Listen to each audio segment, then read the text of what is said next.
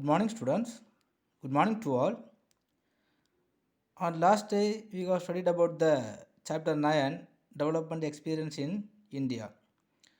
And on last day itself, the ninth has completed. And today, just we will go to the next chapter.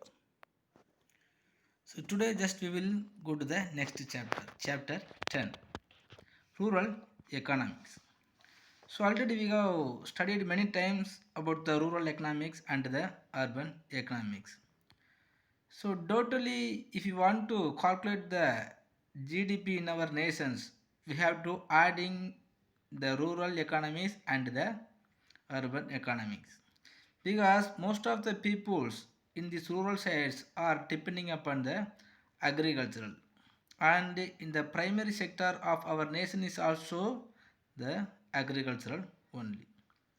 And how the economic development or what are the sources are there to improving the economic from the rural side is going to study by rural economics. The rural economics deals with the application of economic principles in understanding and developing the rural areas. So in rural areas, many of the new applications in economic principles is not available. But in our nations, many of the principles are there. And how the economic principles are going to applied in understanding the developing of rural side is going to studied by the rural economics. The rural areas are geographical areas located outside towns and cities. Which area is considered as a rural side means? So what are the areas are located the outsides of towns and cities are considered as a rural areas.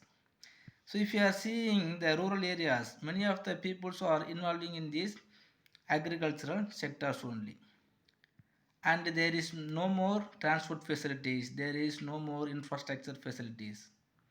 And many of the peoples also does not having the employment opportunity in these large scale industries because there is no large scale industries available, and many of the peoples may or may not have the sufficient educated peoples. So according to the census of India, the basic unit for rural areas is the revenue village. The basic unit for the rural area is the revenue villages. So from the village side, the governments are earning some of the income that is considered as a revenue village. Here the village officers only is considered as a authority persons. The rural economy refers to villages and rural community refers to the peoples living in villages. So we have to keep one thing, we have to keep in mind one thing, the rural community refers to the people living in the villages. How many of the peoples are the peoples those who are living in the village side, that people only is considered as a rural community. The rural areas have problems like backwardness of agriculture, low income, low employment opportunities, poverty, low infrastructural development, low literacy, low labor productivity, lower prices of agricultural products, surplus labor force, larger populations, high level of migrations, and high dependency of the natural resources and nature.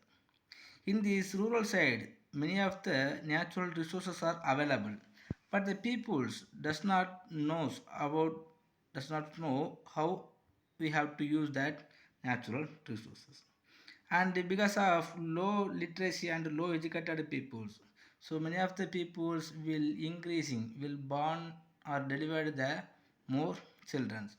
So when they have more children, automatically they are going to fall into the poverties, and there is no more employment opportunities. Because of that, so the peoples also does not having the purchasing powers, and because of that their living standard also will be very low.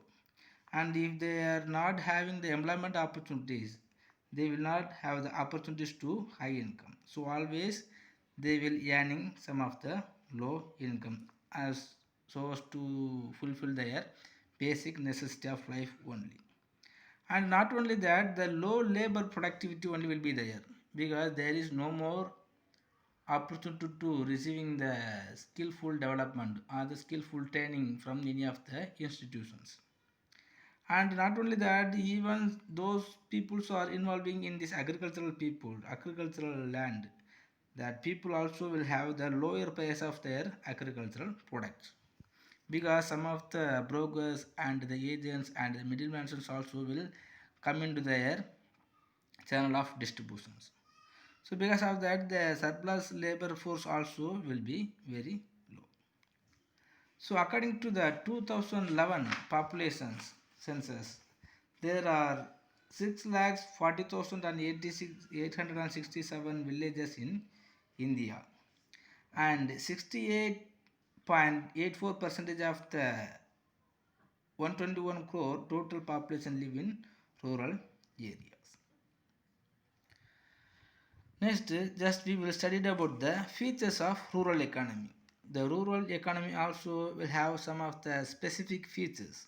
So what are the features we can see it in the rural side or the rural economy mean? First, village is an institution. So if you are considering the rural side, the village only is considered as a institutions. The village is a primary institution, and it satisfies almost all the needs of the rural community. In this rural community, already we have studied the rural community mean the peoples, those who are all belonging in this rural economy, the rural areas, these peoples only considered as a rural communities. The rural communities always will get the satisfactions by producing the agricultural product from their agricultural land itself. So they will not have many of the needs. Most of the peoples always want to gathering some of the basic necessity of life only, that also will receiving from their agricultural productivity itself. And some of the peoples only will have some of the opportunity to establish the cottage or handicraft commodities. So the rural people have a feeling of belongingness and a sense of unity towards each other. So normally if you are going to the rural side peoples, so most of the peoples are depending upon each others, and always they will belonging or they will living with the unities. So we will never make any of the controversy among the peoples. Next, the dependency on agriculture. So most of the peoples always will be depending upon the agricultural only. But here we have to note one thing, some of the peoples may have some own land. Otherwise, those who are not having their own land, these peoples will going to the another one's land for the salary purpose only. The rural economy depends much on nature and agricultural activities. Agricultural activities mean, so we can tell many of the things. So the agricultural and agrarian industries, and some of the cottage industries, and some of the horticulture, and so what are the industries and the jobs are coming under the agricultural related. So all these things are considered as a agricultural activity. The agricultural and allied activities are the main occupations in rural areas. Next, life of rural peoples. How the life is going on in the rural people of the rural area is. The lifestyle in villages are very simple. So the public services like education, housing, health, and sanitation, transport and communications, banking, roads, and markets are limited and unavailable. So already we have studied, so many of the banks will not have take more responsibility to establish any of the banking sector in the rural side. But nowadays only many of the commercial banks are taking the responsibilities and interested to starting some of the banks in the rural areas. And but still some of the rural areas are not having the sufficient level of the education, housing, health and sanitation, transport facilities, communication facilities are there. So the rural people rely much on faith, superstitions, and traditional cultural practices.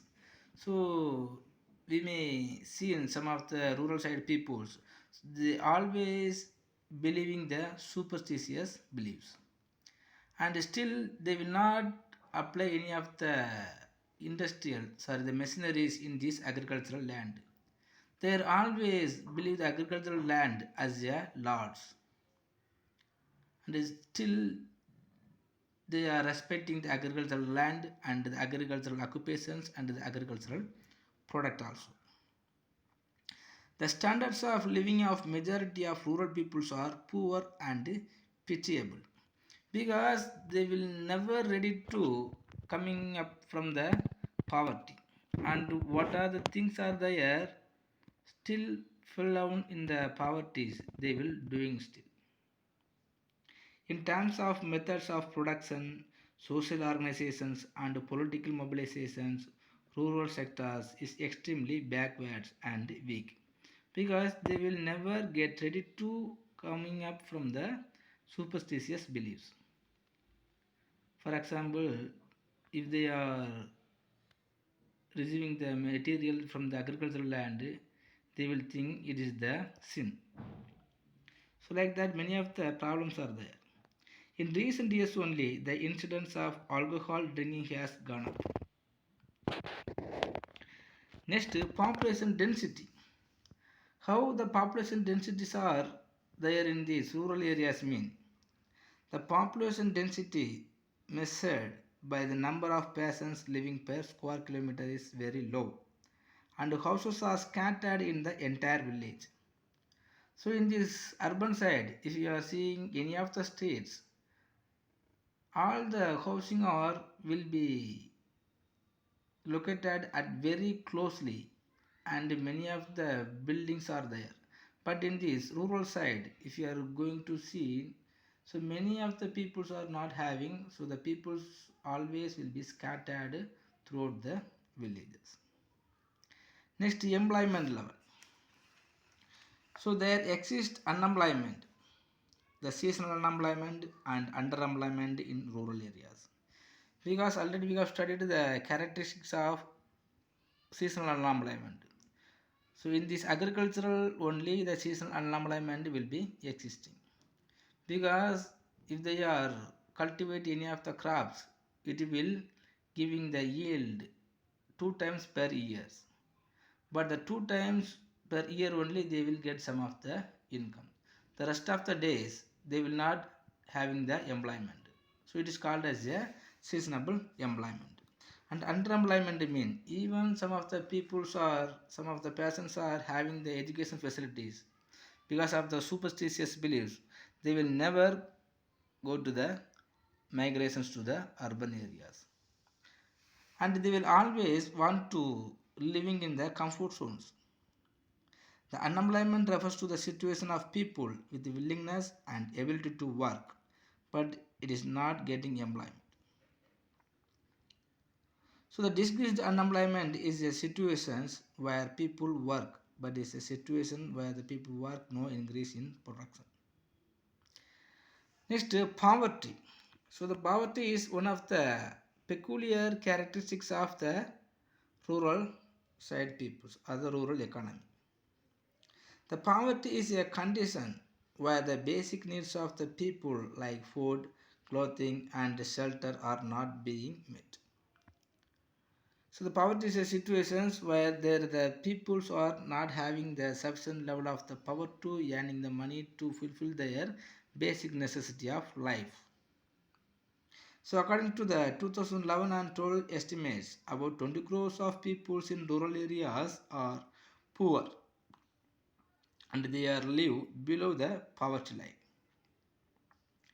Next, indebtedness. The people in rural areas are highly indebted owing to poverty and unemployment, lack of farm and non-farm employment. So opportunities, low wage employment, seasonality into production, poor marketing network, etc. So normally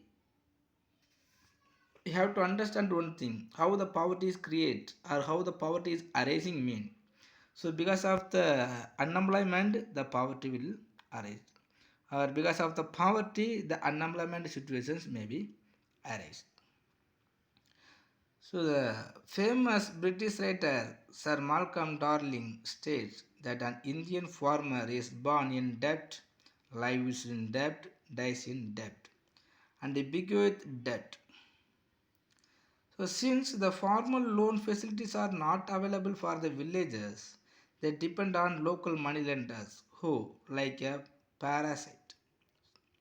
So normally if any of the peoples not having the opportunities to borrowing the financial facilities from any of the bank, they have to in the need of depending upon the local money lenders, they will fixing the high rate of interest, so that only the peoples are born in debt, live in debt, and die in debt, and bequeath a debt.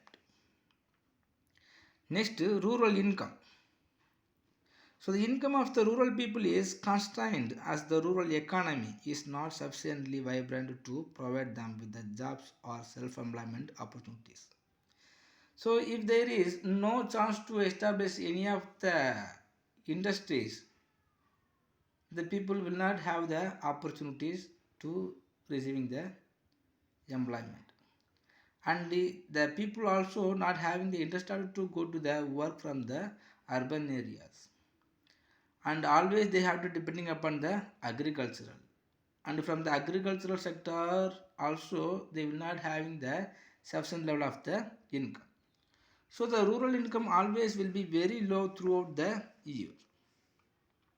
The large proportion of laborers and skilled persons are underemployed, and the scope of increasing their income is limited. If there is no employment opportunity, they will not have any possibilities to receiving the income. And not only that, so many of the peoples are in underemployed. They will get some limited income only. So whenever is going it like that, their purchasing power and their living standard always will be very low because of the low rural income. Next, dependency. The rural household are largely dependent on social grants and remittance from family members working in urban areas and cities. So if you are seeing in rural peoples, so all the peoples in one families are going to work and they will receiving some of the limited income. And not only that, some of the families, in some of the families, all the members are depending upon any one of the leaders of the family.